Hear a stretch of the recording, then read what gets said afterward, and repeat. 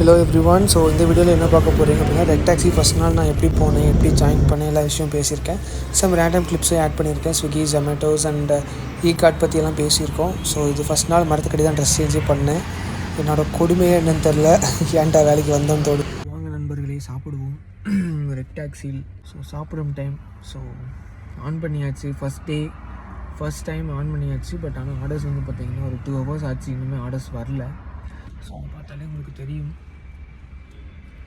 So on பண்ணிட்டேன். மதியம் ஒரு 1:30 மணிக்கு நம்ம ஆன் பண்ணேன். கரெக்டாக பார்த்திங்கன்னா 2.5 மணி நேரம் கிட்ட ஆச்சு. இன்னும் ஆர்டர்ஸ் வரல. வரும்.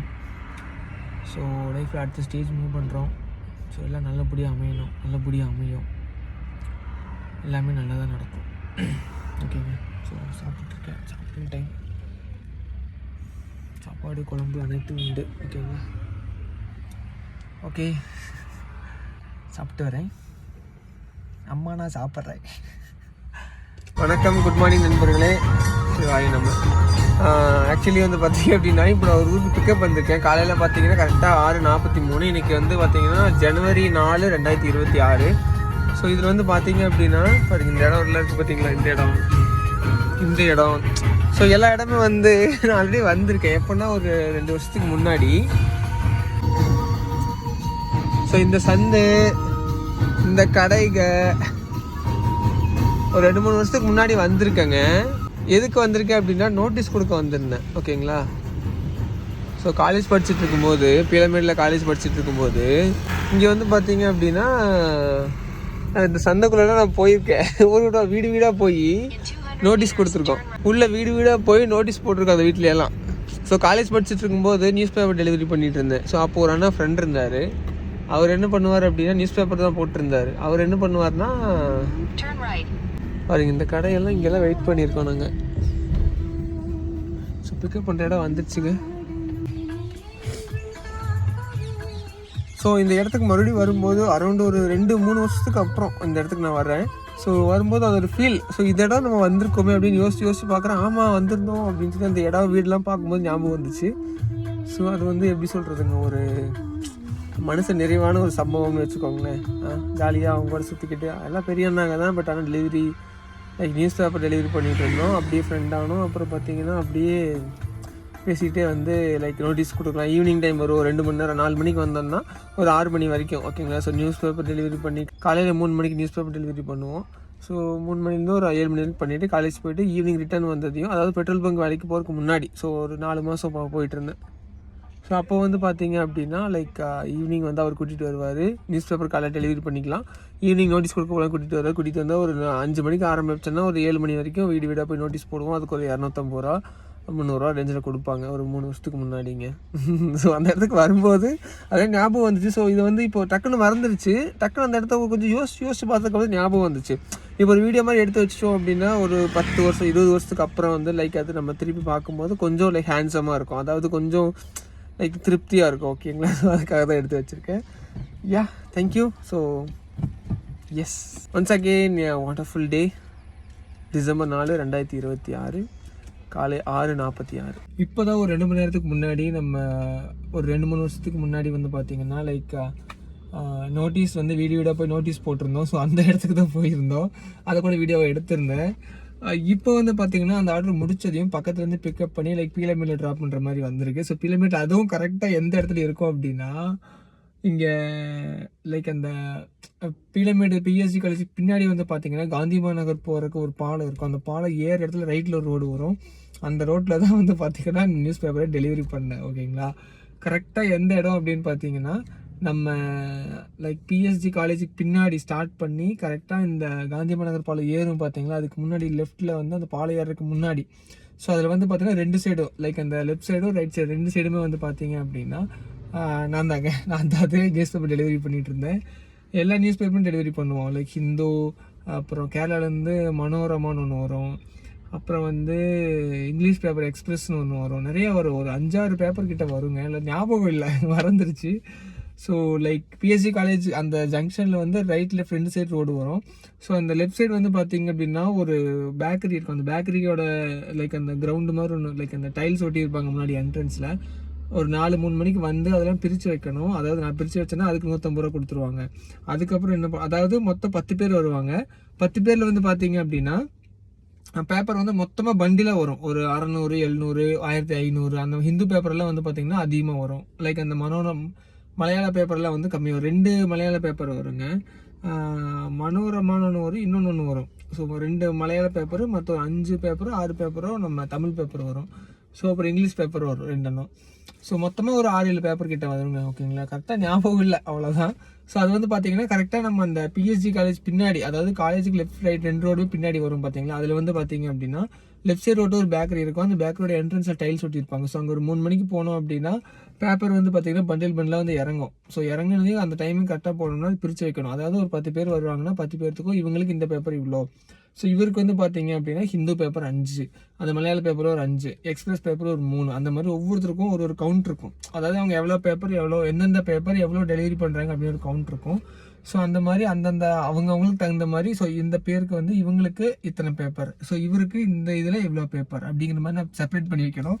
ஸோ அதை செப்பரேட் பண்ணி வச்சிருவேன். ஒரு 1.5 மணி நேரத்தில் வேலை முடிஞ்சிடும்.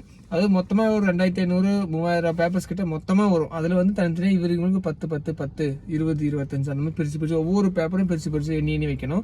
அதுக்கப்புறம் வந்து பார்த்தீங்கன்னா பிரித்து வச்சு கரெக்டாக ஒரு 4:30 மணி ஆயிடும். 4:30 மணிக்கு என்னோட லைனில் தனியாக இருக்கும். ஒரு 102, 103 வீட்டுக்கு போயிருந்தேன்.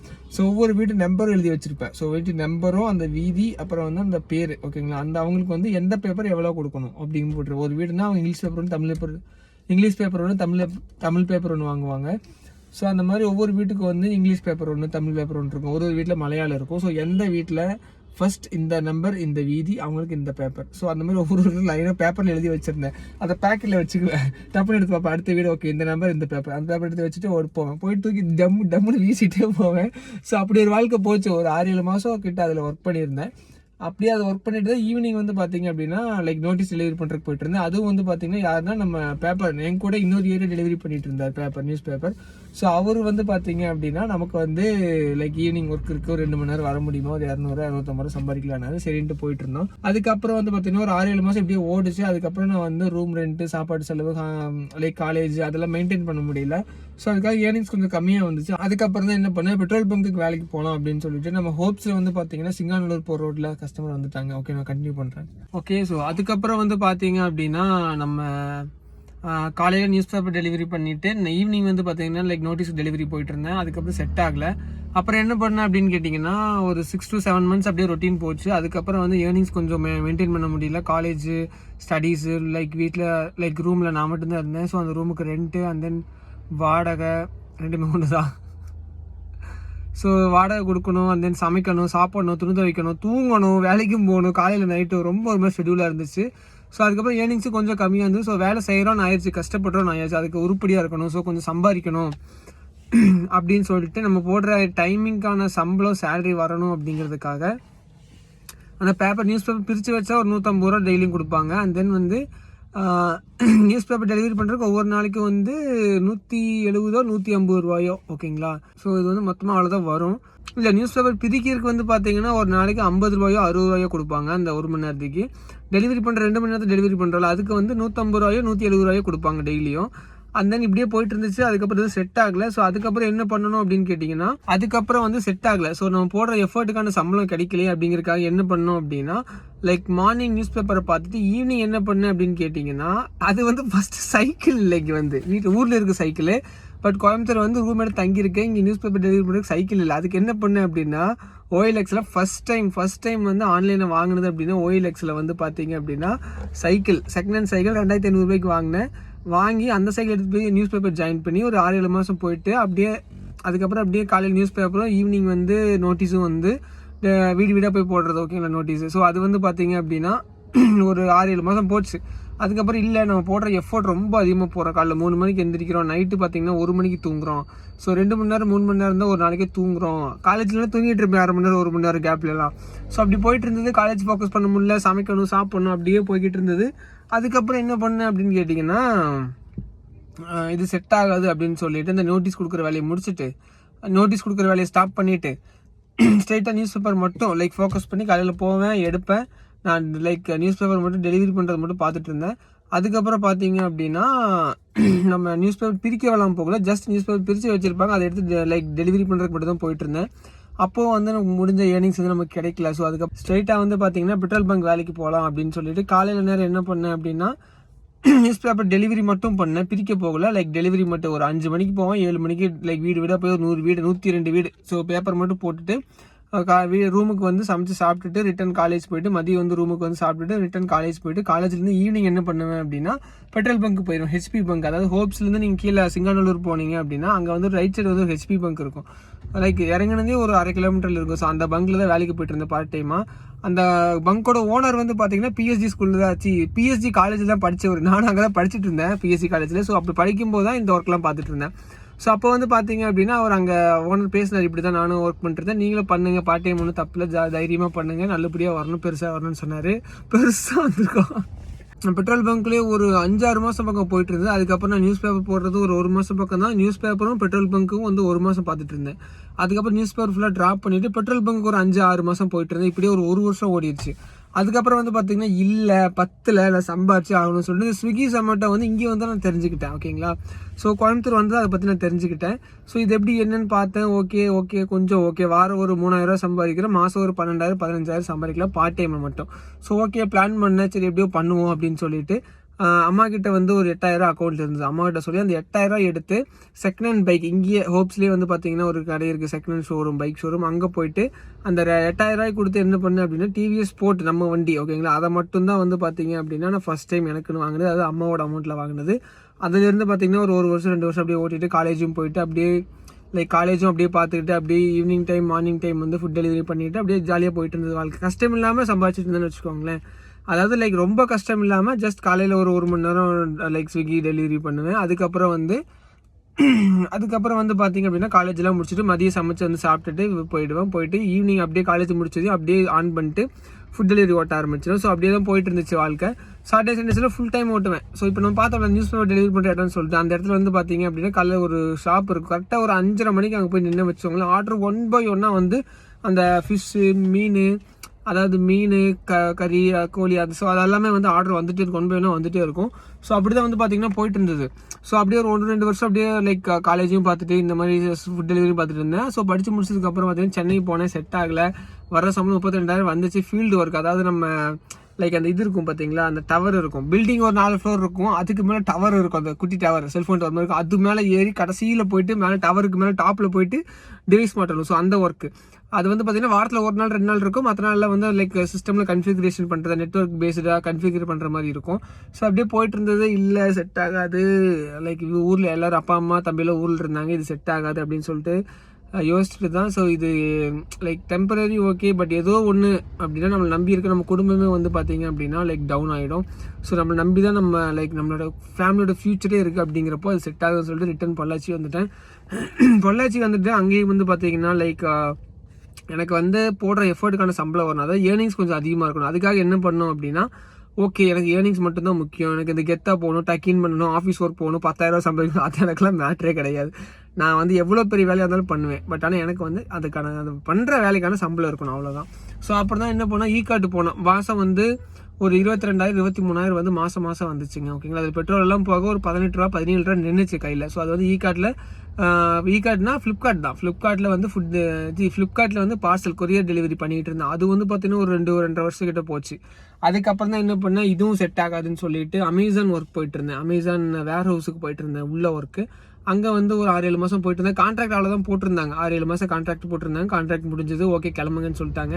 அவங்க கரெக்டாக அந்த சீசன் லைக் அந்த பிக் பில்லியன் டேஸ் வரும்போது மட்டும் ஆளுகளை குப்புன்னு ஒரு 200-300 பேர் எடுக்கிறாங்க, ஒரு 4 மாதத்துக்கு எடுக்கிறாங்க. அந்த சீசன் லைக் அந்த லைக் பிக் பில்லியன் டேஸ் முடிஞ்சதையும், பிக் பில்லியன் டேஸாக கிரேட் இண்டியன் சேலா, லைக் கிரேட் இண்டியன் சேல் அது முடியும் போது வந்து பார்த்தீங்க அப்படின்னா லைக் அவ்வளோதான், காலி பண்ணுங்க, இடத்த காலி பண்ணுங்க, அடுத்த வருஷம் வாங்க அப்படின்னு சொல்லிட்டு அனுப்பிச்சி விட்றாங்க. அவங்களுக்கு வேறு என்ன எடுப்பாங்க, இல்லை அனுப்பிச்சி விட்ருவாங்க. வேலை பார்த்தீங்கன்னா லைக் ரொம்ப வந்து டார்ச்சரான ஒர்க்குங்க. ஸோ வேர் ஹவுஸ் பொறுத்த வரைக்கும் ஒரு செகண்ட் பாத்ரூம் 10 நிமிஷம் போனால் பாத்ரூமுக்கு ஏன் 10 நிமிஷம் போனீங்கன்னு கேட்குறானுங்க. என்ன பண்ணுறது சொல்லுங்கள். அப்புறம் அதுவும் செட் ஆகாதான் ஒதுக்கி விட்டாச்சு. ஒதுக்கி விட்டு போட்டு இப்போ ரெக்டாக்ஸில் ஃபுல் டைம் இறங்கியிருக்கோம். ஸோ 100 ரூபாய்க்கு ஓட்டினா எனக்கு 30 ரூபா கிடைக்கும், ஓகேங்களா. ஸோ அந்த மாதிரி 10,000 ஒரு 3 நாள் கண்டினியூஸாக ஓட்டுவேன், ஓகேங்களா. கண்டினியூஸாக 3 நாள் ஓட்டுவேன். 10,000 ஓட்டினா அப்படியே எனக்கு 3,000 கிடைக்கும். அந்த 3,000 எடுத்துகிட்டு வீட்டுக்கு போயிடுவேன். வீட்டுக்கு போயிட்டு ஒரு நாளுக்கு அப்புறம் அடுத்த நாள் வருவேன். ஸோ இப்படி தான் பிளான் இப்போதைக்கு போயிட்டுருக்கு. இதுக்கப்புறம் ஃபியூச்சரில் எப்படி மாறும் என்ன மாறும்னு தெரில. இன்னும் ரெட் டாக்ஸி பற்றி நிறைய நீங்கள் தெரிஞ்சுக்கணும். நம்ம ஆல்ரெடி வீடியோஸ் போட்டிருக்கோம், அதை பற்றி செக் பண்ணி பாருங்கள். நம்ம சேனல் ஆல்ரெடி வீடியோஸ் இருக்குது. ஸோ இப்போதைக்கு வந்து ஆர்டர் வருதான்னு வெயிட் பண்ணிருக்கோம். ஆர்டர் வந்து நான் மூவ் பண்ணுறேன். ஸோ இன்னொரு வீடியோவில் இன்னொரு ஸ்டோரியோட சந்திக்கிறேன். ஸோ இன்னொரு விஷயம் என்னென்னா, கஸ்டமர்ஸ் நிறைய பேர் வர்றாங்க, நம்மளை பற்றி விசாரிக்கிறாங்க, அவங்கள பற்றி கொஞ்சம் ஷேர் பண்ணுறாங்க பர்சனலாக. ஸோ அது வந்து ஒரு vlog மாதிரி பண்ணலாம். லைக் ஒரு கேமரா வச்சு இப்படி லைக் ஓப்பன் அவங்ககிட்ட சொல்லிடலாம், கேமரா இருக்குது, உங்களை பற்றி கொஞ்சம் எக்ஸ்பிளைன் பண்ணுங்கள், லைக் நீங்கள் எப்படி முன்னுக்கு வந்தீங்க, அந்த மாதிரி ஸ்டோரிஸ் ஆஃப் தயர் ஒப்பீனியன், அவங்களோட ஓன் ஸ்டோரி பற்றி லைக் ஒரு வீடியோ மாதிரி பண்ணலான்னு இருக்கேன். ஸோ அது மாதிரி என்ன பண்ணலாம், லைக் நெக்ஸ்ட் நம்ம என்ன ஸ்டெப் எடுக்கலாம் அப்படிங்கிறத வந்து நீங்கள் சொல்லுங்கள், கமெண்ட்ஸில் சொல்லுங்கள். அண்ட் தென் வீடியோ பிடிச்சிருந்தா லைக் பண்ணுங்கள். உங்களால் ஒருவன். ஓகே, ஸோ தேங்க்ஸ் ஃபார் வாட்சிங். Thank you so much guys, thanks for வாட்சிங். நம்ம போகிறாப்ல காட் ரைட் அப்படி நானும் ஒரு காலத்தில் அப்படி தான் இருந்தேன். ஸோ எப்படி பார்த்தாலும் லைக் நம்ம ரோட்லேயே சுற்றிட்டு இருக்கோம் பார்த்தீங்களா, ரெட் டாக்ஸி ஓட்டிகிட்டு இருக்கோம். ஸோ அதில் எப்படி பார்த்தாலுமே வந்து பார்த்தீங்க அப்படின்னா, ஸோ ரெட் டாக்ஸியில் நம்ம ரோட்லேயே சுற்றிட்டு இருக்கும்போது ஸ்விக்கி ஓட்டுறவங்களை பார்க்குறோம், அப்போது நம்மளும் இப்படி தான் இருந்தோம்னு தோணுது. சொமேட்டோ ஓட்டுறவங்களை பார்க்குறோம், நம்மளும் இந்த மாதிரி இவங்களை மாதிரி சுற்றிட்டு இருந்தோம்னு தோணுது. கார்டு பார்த்தா நம்ம கூட வேலை செய்கிறவங்க ஜஸ்ட் பார்க்குற மாதிரி ஒரு ஃபீலிங் இருக்குது. என்ன சொல்கிறதுன்னு தெரில. சொசைட்டி கூட நம்ம ரொம்ப மிங்கிளாக இருக்கோம்னு நினைக்கிறேன். இந்த சொசைட்டி கூட லைக் அந்த பீப்புள் லைக் அவங்க கூட வந்து ரொம்ப மிங்கிளாக இருக்கேன். ஸோ அதனால் ஃபீல் பண்ண முடியாது, லைக் ரொம்ப மிங்கிளாக இருக்கும்.